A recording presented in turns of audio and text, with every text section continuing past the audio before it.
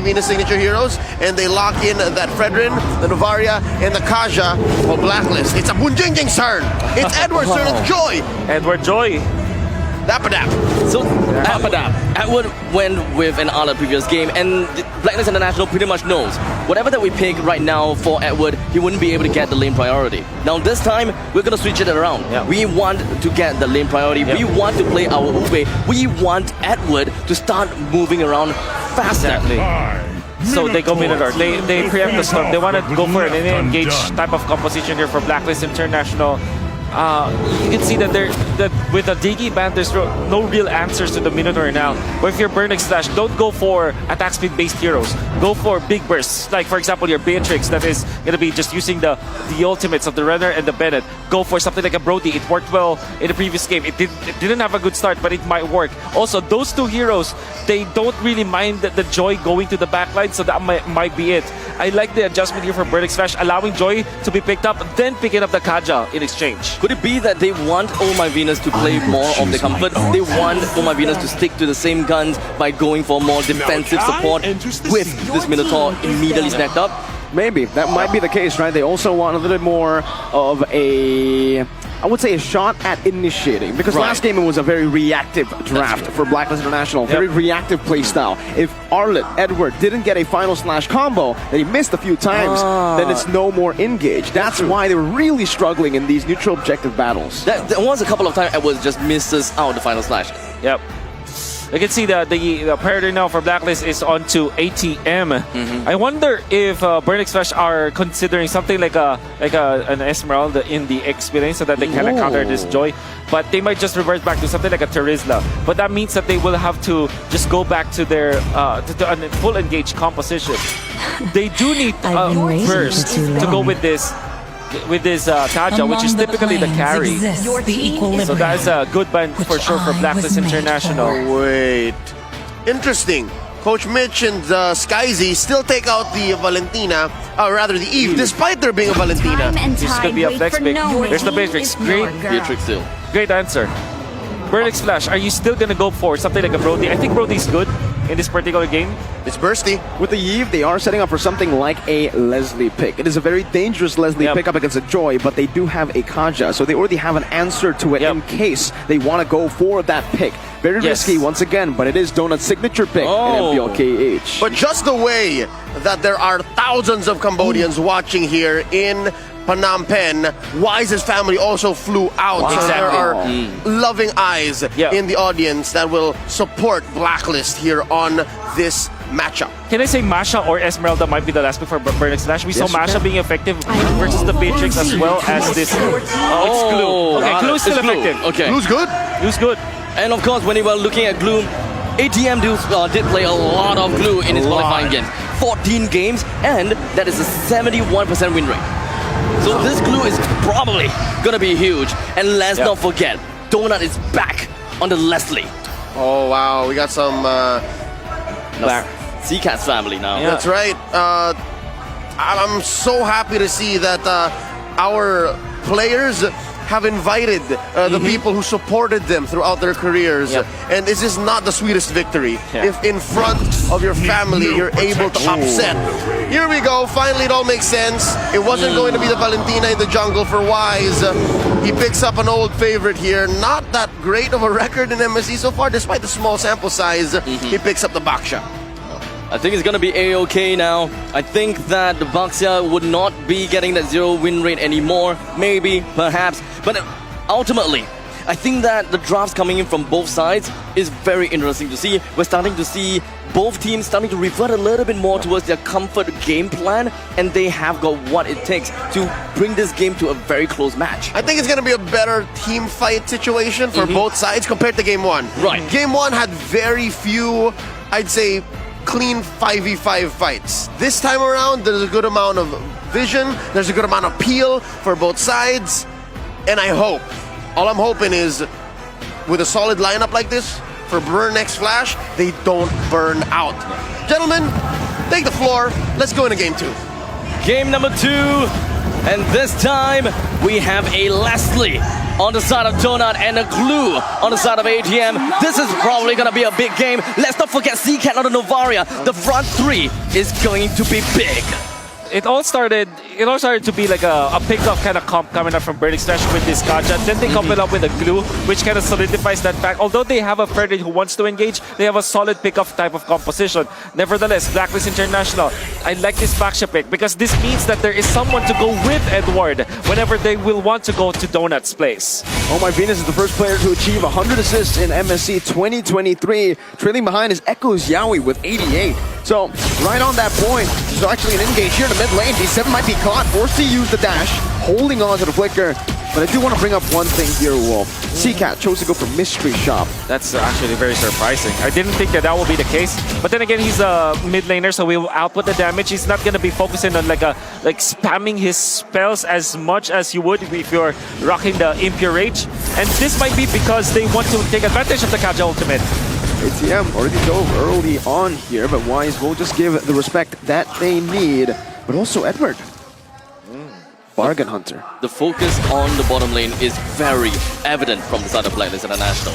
The amount of priority that this Joyce have and how he can just make his way over to the middle lane is fast. And do note that when it comes down to the mid-to-mid matchup, Novaria clears the wave way faster than Valentina. And it makes sense for Oh My Venus to try to come in to clear the wave and help Valentina to unlock him, to move him around the map in order for them to both hit level 4 for the total fight. Look at the minimap. Wise is actually up top. He understands that he can get back to the turtle anyways, or maybe just trade the purple buff.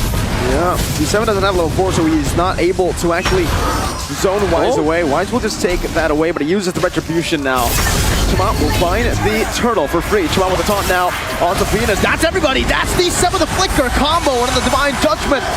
US though able to maneuver out. Now with the split stolen away, he should be able to escape. Burnix Flash, they secure the objective, but Blacklist get a good trade. Now, that is a trade of a purple buff and a turtle. Yep. Something that I don't see much from Blacklist International is to give away the turtle. Yeah. Well, they did do that in the MPLPH Season 11's finals. They gave away the first turtle of the game, and then they snowball out of it. And they do it typically with Baksha. The ideology is, once you get more buffs, more neutral camps, versus your jungling matchup, you get so much damage. You get overloaded with levels. Wise is level 6, 3/4 of the way to level 7, while Chima is just level 5. And eventually, turtle number 2 and 3, and then eventually Lord 1, the experience is just off the roof. So it all boils down to a matchup of Wise versus Shema. Blacklist International wants to bolster their front lines. They want to keep Wise levels ahead of Shema. It could come into the point whereby it is higher retribution damage in the later stages of the game, or just general damage overall of what a Boxer could do for the team.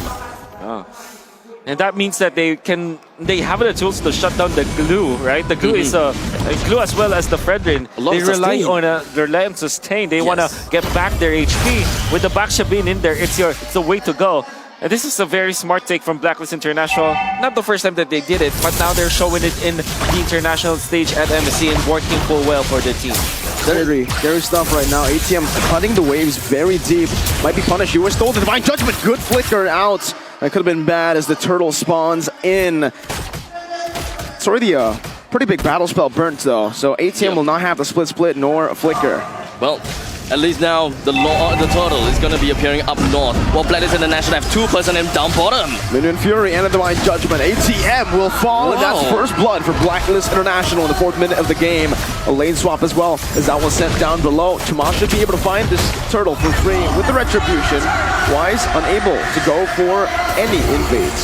The trade for the turtle while taking ATM down. They found the pickup and they are pushing Owl down to the bottom lane. So now everything is shifted. They're trying to get Owl into the mix. They're trying to give all the priorities over to Owl. After taking down all of these energy turrets, I am rather confident to say that Owl should be able to, once this turret goes down, he should be active effective and be able to contribute a lot more in fight as compared to Donut is can't.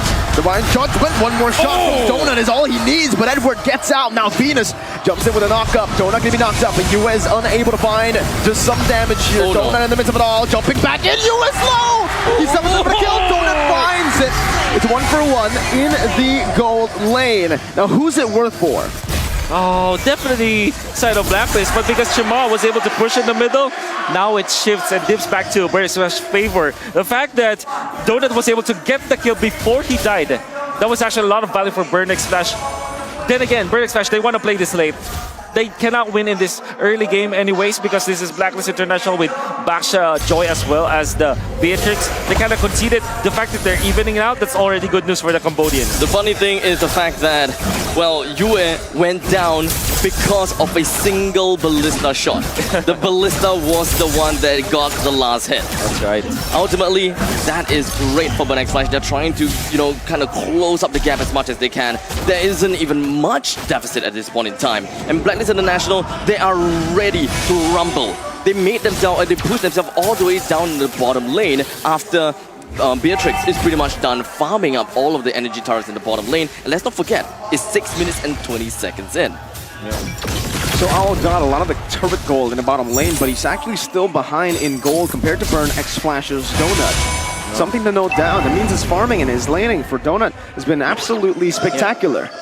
All the turrets are still up, so both teams are still playing a little bit more of a stay in the lane kind of composition. Blacklist International still have a lot of lane priority going on.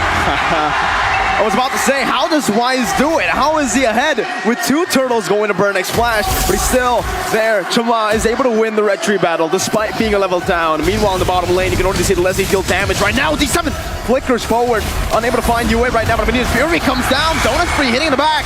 Venus forced to run away. Burn X Splash, I think they've done enough to zone Blacklist away from this turret, but with a few members walking down again, will Burn actually be able to take this turret down? A very effective reset. Blacklist International, they're gonna have to go for this reset, but for now, Recon still play.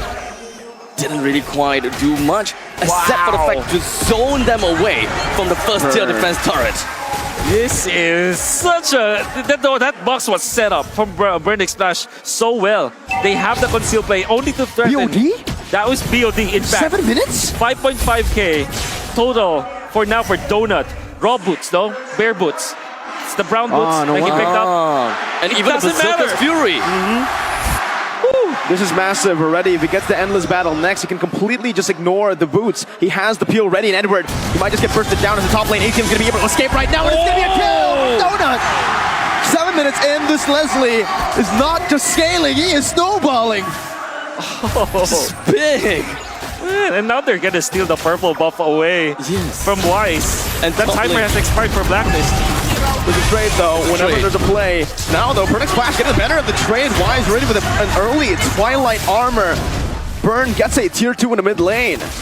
There could be even a possibility that Burn X Splash will want to take this opportunity to starve out Blacklist International as much as possible. First tier, second tier, middle lane, completely gone. As long as they do have information, which is what Donut is looking to do, they will be able to get a very good idea if whether Seacat can push up top. And now, with the information, they know! Venus with the flicker. Seacat gonna be gunned down, but he's able to escape right now. Tamal walks forward. The Cambodian crowd goes wild. The taunt connects onto Yue as he soaks in a lot of damage, and Yue will fall to D7. The praises Brand and the Divine Judgment brings Venus back to Donut. It's another snipe down. Ow! Very low. They're looking for a dive. The Bennett's Rage committed out. Owl, no flicker. Seacat looking for one. Seacat has come alive. 9 minutes in. Perfectly timed, perfectly converted from the Cambodians to a Lord. Game 1 was a warm-up, dudes. Burn X Splash, this is their true form. Perfect movements coming up from Seacat. He avoids the full gank of Blacklist, forcing the flicker out, gets out of the map, then goes down to flicker out and save his teammates. Then lands the killing blow onto Owl. They're on fire. I'm getting the shivers. Blacklist International probably is having that as well. I've never seen Blacklist forced to fight. Wise had to go up front, shield unity in to just open up the map, and Burn X Splash chunks him down despite having a Twilight Armor. Let me remind you what the burn timers are. 9 minutes. It's their timing. Burn X Smash, they group up together, they outplay their opponents. Donut is a league ahead of the Beatrix this game. And with 3 items incoming, if Seacat lands the Astral Sphere and Donut just lands 1 hit, it's so much damage. It's burn time. Oh my god. D7 looking for the Divine Judgment now. ATM jumps forward in the back line. Donut free hitting. Donut free hitting in the back. Seacat found the kill. Wise now taunted up. Donut has a few more shots in him. The Divine Judgment brings him back. Donut wild. It's a mega kill for Donut. 3 members down. The Beaver's passion committed. But it's going to be Owl who gets chunked down. Donut has 1 more shot and he can kill Owl. He's waiting. They're marching. 7 seconds, 1 9 seconds. more set. A few seconds for Venus to respawn. They're not going to be able to take this base down for now. But they've been able to crack the base open. Burn X Flash with a 6,000 gold lead up against Blacklist. For a second, I thought that they will do what they did in game number 1. Yeah, I was kind of scared. But at least there is going to be parallel push from the top and the bottom lane, right? We do have the mega creeps that will march on forward. But for now, the main thing that we want to see is exactly the outplay or the play around coming in from Burn X Flash and Blacklist International. What exactly transpired down here? A very crucial grenade coming out from Donut to actually stop Edward, because Edward was onto him already. When he timed his second skill, the grenade was there. He was able to get out and also stop Edward from dashing through. That was so crucial because now Edward cannot reset the dashes anymore. 11 minutes and 30 seconds left. Burn X Flash, they are in the zone. They are waiting for the Lord to eventually appear. And I believe that the nightmare of game number 1 is playing in their head.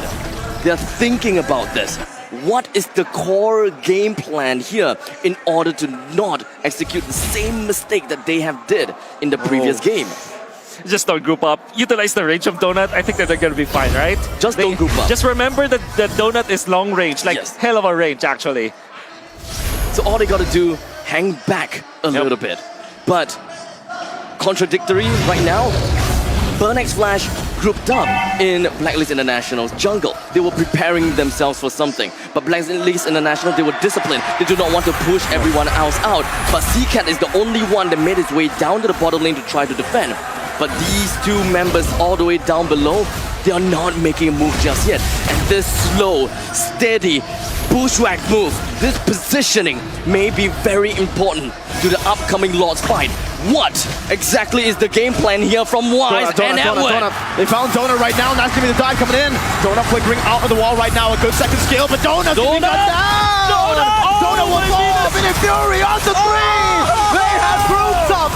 Seacat clinging on to dear life. Yue with a flicker forward, and Blacklist with a key back into the game. They have found a way. Burn that Filipino bush in the bottom lane. The Filipino bush. Is that really a thing? I don't know. Is it a thing, Wolf? We'll It make is a thing. We'll make it a thing now. Yeah, It's a Filipino bush. you have a wing. You have wings bushes on the left wing bush on the left side, right side the right wing bush, south side window bush. That was the play, and to be in all due fairness, you thought that it will be read through by Burn X Flash, but oh my Venus player, well, look at that jump. Wow. Wow. That was so beautiful to see. Orchestrated. This is absolutely just asking for it. Blacklist International has played out this moment, played out what they wanted. And that is the result that they have. They brought down 4 members from Burn X Flash, and they even gotten themselves the Lord. Okay. Seacat was the only one who could have opened up the map. He was clearing out the waves down below as well. The fact that he didn't just throw a random skill over there, it caused this to happen. Blacklist away back into the game, and now they're truly getting flashbacks of game number 1. They have even the lead. Like it's not just them cutting deficit. This is them getting the lead. I mean, the way that they played this Baksha, it's so smart. Coming out from the side of Blacklist International. I didn't think that this is how they were played either. I thought it was, Baksha, a lot of mobility, run here, run there, become a wheel, crash and bang. So, at this point in time, Blacklist International, they're just holding it down. Back to their disciplined gameplay. Calm, compose, and look for the final time or look for the right time to eventually jump in on the right person.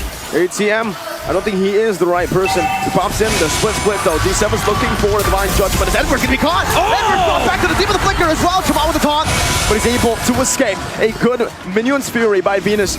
to help with the disengage. Blacklist International running for the hills. They do not want to commit this time around. They can get poked down still. And Vernix Flash will be able to defend their base. Completely walked out of that.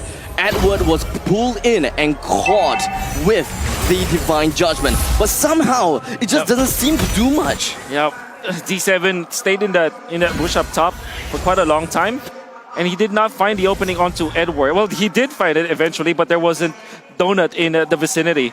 And Oh My Venus really blocked that shot. That's why you can see that the entirety of Blacklist International just got away. It's because the fact that D7 cannot find a good look. Surely, eventually, he got Edward, but it wasn't enough. They needed more. I mean, Donut was also focusing on hyper-focus in the middle lane. While the Divine Judgment was going on, he didn't land a single shot in. Oh, Divine Judgment, Immortality going to be down right now. The flicker comes through from Venus, but asking him to come down once again. Donut free hitting in the back, not able to find that Minute Fury range. Owl's doing the same thing right now, but Zcat has some damage. Donut trying to delay Venus with the ultimate, opens up the vision. Oh, some snipes going down. D7 trying to provide some more vision for Vernix Flash to play with. Both of the junglers down. Both the teams will not be able to contest for the Lord for now. It's a 1-for-1 trade. Vernix Flash, this is the game, or rather that was the fight where Donut was able to contribute to all of the lockdowns that his own teammate managed to bring up. For Donut, they're just focused on damage. I mean, I totally understand why. Then again, they're starting the Lord. It's like you have to be careful about this if you're Vernix Flash. You don't know where Edward is. Oh, now they Zero information. Oh, Edward trying to deal some damage right now with a burst. Coming in. Not good. But Edward will be bursted first. Vengeance coming down. 1 HP now. Divine Judgment locking out the UA with Winner's Punch, and he's buying some time, but not enough. Zcat finds the kill. D7 loses Immortality. Blacklist International still with a better position onto the Lord with the wave, pushing in that top lane. BXF, what do they do to take control back? So I think that at this point in time, even if Yue is not in this game, the fight, the numbers is still going to be on a stalemate. Vernix Flash still have to work onto the top lane. They still have to push it up. They still have to defend this. And by the time that Vernix Flash is ready, Blacklist International's Yue will come in at the right time. So why just need to reset this Lord, push Shamar away, and find the right opportunity? Oh, the Lord Dance. 5 seconds for you at a spawn. Vernix Flash. This should be free, but Wise, look at Wise. Zcat's opening up the map right now. Wise going to be spotted down as they try to pressure Wise away. Chama, will he save it for his team, or will Wise, the king of the jungle, come through? Clutch. ATM locking him down right now. Chama! How did Owl steal that? Wise will still fall. Now going to be his Fury from Venus, but Donut is massive. Another shot down onto the back line. Owl still able to disengage. But Blacklist International, they found a way perhaps to prolong the game even more. That was so sweaty. He single-handedly saved the game. Give us a replay. I want to see it. What happened? Well, by the way, how did Shamar lose in that retribution? No idea. I would like to credit Vernix Flash for doing that play. However, even after they lost that the Lord Retribution fight, the fact of the matter is they know what to do. They utilize, instead of like utilizing the Divine Judgment, they opted to go for Glue's ultimate to isolate that Wise. But then again, Chima just really did underestimate, you know, the Renner damage coming out from the Beatrix. So it really boils down to ATM's positioning. ATM just stuck himself onto Wise and waited for the perfect moment to eventually draw him away from the Lord. While Shamar is still sticking onto the Lord. He stood no time at all, but it's all about the timing. Edward and Oh My Venus. It's just the Retribution coming up from Chima. The nerfs are getting there. He retreat late? Super late. Or maybe a little bit too early. That's the Bennett. And he was probably scared of the damage output of the Beatrix, understandably so. Yeah, he can see the Bennett's Rage in the air. Yep. You gotta have to predict, you gotta have to, not predict, but you gotta have to expect it. Exactly. But how much damage can a Bennett's Rage realistically do to a Lord? It's a lot. So that's why he's either late or early. Yep. You can't time it right. Okay, it's very difficult. And even if you're Chima, right, you understand why you want to dodge that. Because you don't have he doesn't have a like physical defense, only the blade armor. He didn't have like a Tikaras or something else. He respects the fact that that's a lot of damage. Still, I think it's a mortal sin to lose that fight, especially after the entirety of your teammates doing the right play. They already isolated Wise. even when you're so good as Wise on the Retribution, the fact that you're away from the Lord, stand no chance.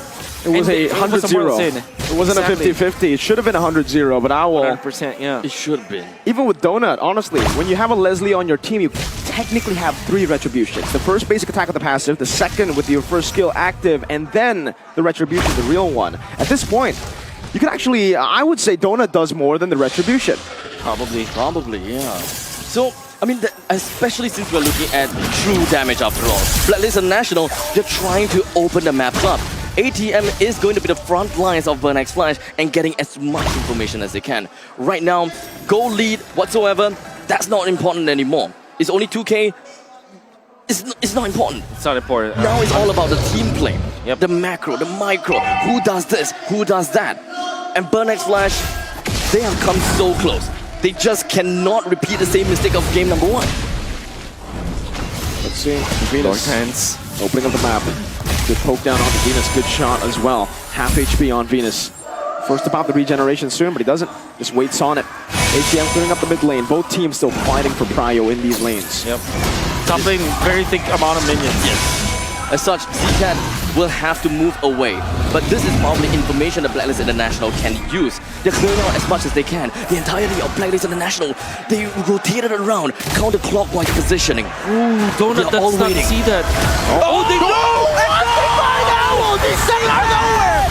Fury connecting, but Donut 3-hitting! Appraiser's Wrath coming down. Right now is Wise, tries to buy the time. That's a Tunchen bot as well, but Donut finds the double. It's a double kill. ATM the back. Going on to Yue. Now Yue buys the immortality, buying some time. It's a triple kill for Donut. ATM has bought enough time. They're gonna go straight for the mid lane. Yue and Venus. How do they make this miracle play happen again? 2 minion waves coming crashing down into the base right now. Yue trying to do magic, but he will not be able to do so. Burn X Flash! The flames of Cambodia live in the venue. Cambodia won it all! This is the game! You've witnessed what you want to see. Burn X Flash. They did what they wanted to do. They broke the code. Game 1 was close. Game 2, they succeeded. Take it in. Absorb it all. Electric atmosphere from the crowd here at the Aeon Mall, Meng Chai. I'm getting shivers. I thought Wolf. they did not see it. Alright, there's this argument that you can actually